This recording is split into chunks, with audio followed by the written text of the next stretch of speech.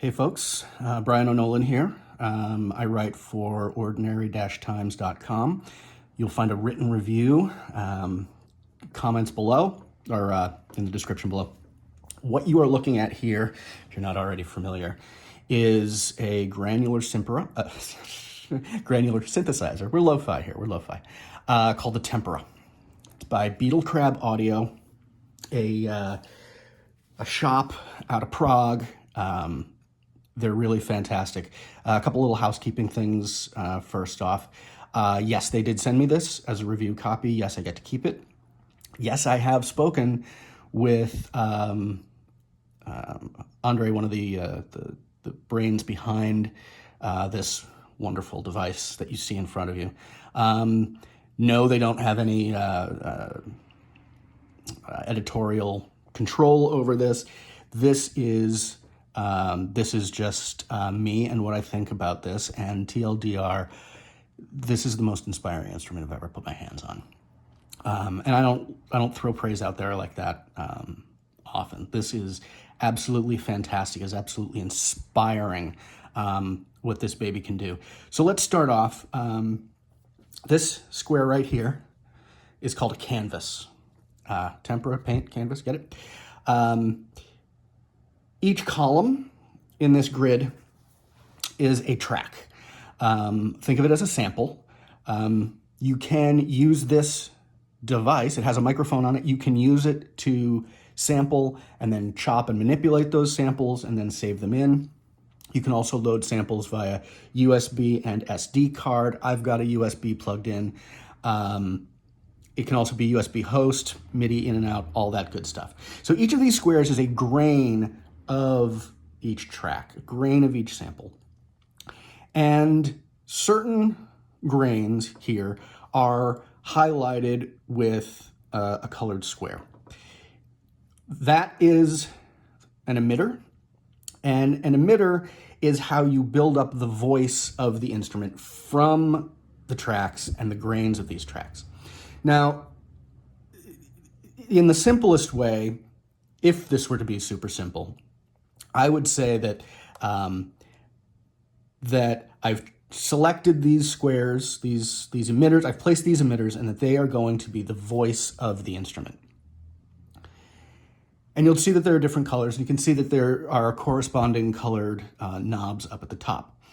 Each of these colored knobs controls, it's connected to that emitter.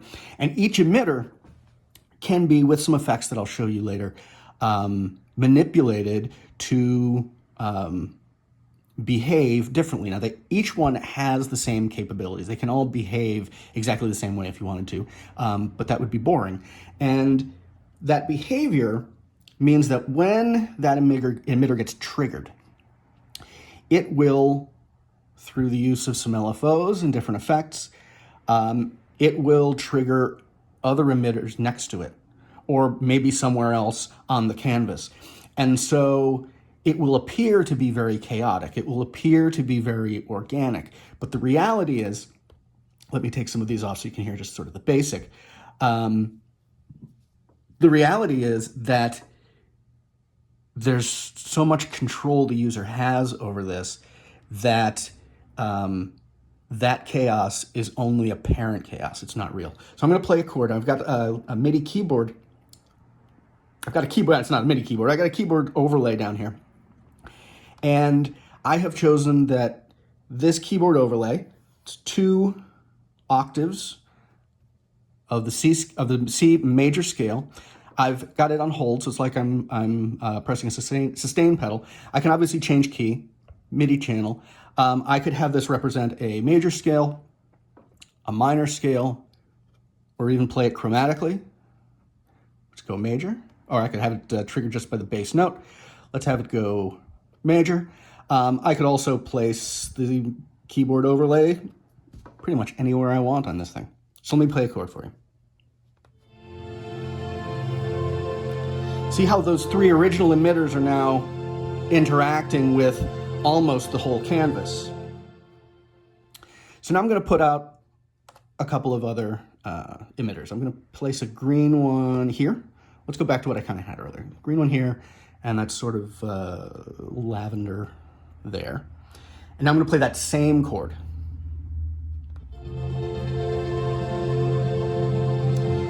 We can see that the green is scattering differently, the purple is scattering differently, and then I'm going to use this blue one, select it, to really put some character into this.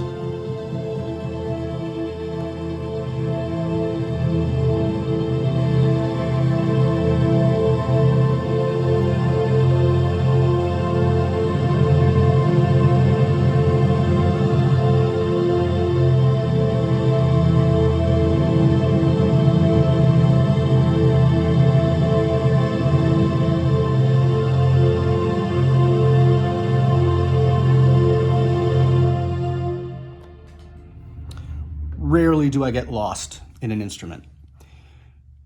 And it happens every time I play this. Every time. Every time I play this, I find myself just immersed in whatever it is that I'm doing, whatever I'm playing. Now, I could use an external MIDI keyboard and I could remove this overlay entirely. In fact, when I was first looking at this instrument before I got mine, I assumed that that's what I was going to want to do. That seemed to me to be the most natural way to play it. And I'm not saying it's a bad way to play it, but I was really impressed by this to the extent that for many use cases, this is what I use. So let's come up with another canvas, shall we? So when you go to the canvas selection menu, you've got system, preloads, you've got presets, you've got user-defined ones, SD card, flash drive. So there are a lot of different ways you can get things into here. You can organize it however you want. This is not an instrument where there's menu diving. There are menus. They're very logically laid out, easy to read. You can sample directly in using a microphone. So just for laughs, let's go to the flash drive and see what we've got. Let's choose a different one here.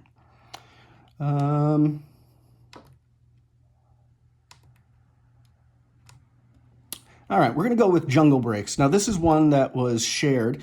Another great thing about Beetle Crab Audio is that they really encourage users to share canvases. And so they have a website where you can go and you can download canvases that other people have created.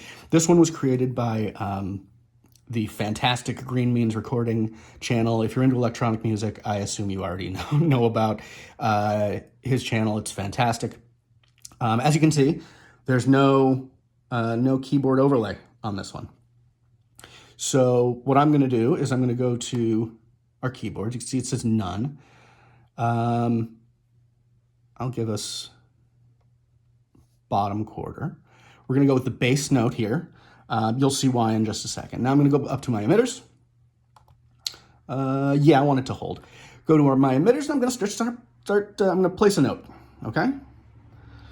Well, we hear nothing because I haven't given it a voice yet. So let's take the blue, and that's pretty cool.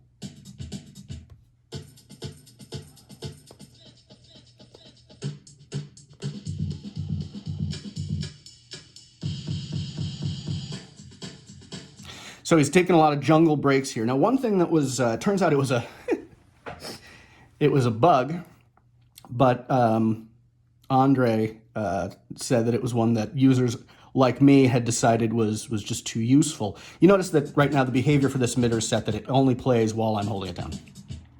But if I hold it down, let's say I choose that. All right, that's a cool beat. If I now select another emitter, oops.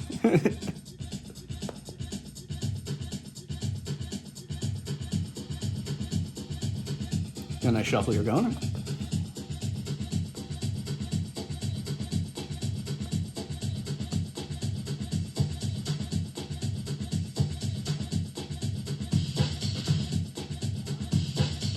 Okay, I like this. Now check out what I can do with this one.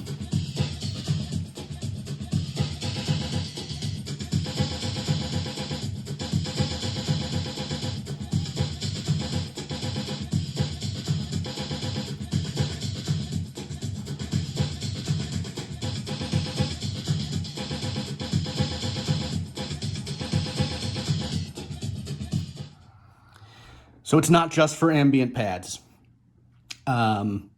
It is a fully functional granular synthesizer, and we've only just scratched the surface. Let me show you some other stuff. So let's go back. Let's pick another canvas for you. Oh, I like Guitar Demo. I believe this one was created by Beetle Crab Audio themselves, but if I'm wrong, my apologies. So let's just put in a chord. You don't know much theory. This is in C, so this is a C chord. Now I'm just going to let it do its thing while I show you this section. This is the filter. This first layer, highly useful, but where I really think it shines is, oops, I'm in the wrong section, sorry. This is the filter. Now, you can see we've got a low pass 24, formant, that's my favorite, we're gonna come back to that one. High pass 12, band pass 12, low pass 12. All right, so we're gonna go back to formant. You see it's got filter key track. Here's the filter cutoff, filter emphasis, which functions a lot like a resonance. This one, I love the voice in this one. Let's put the, now listen to all these gorgeous vowels.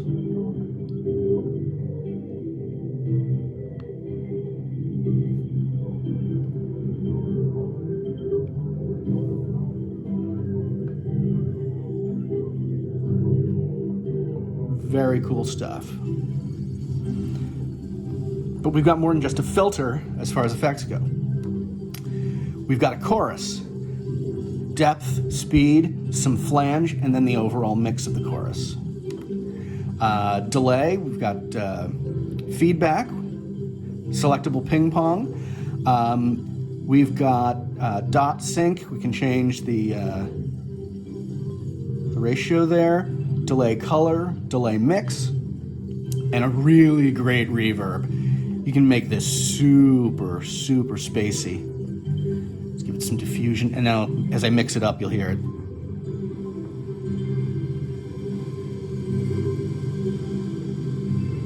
Just gorgeous, right?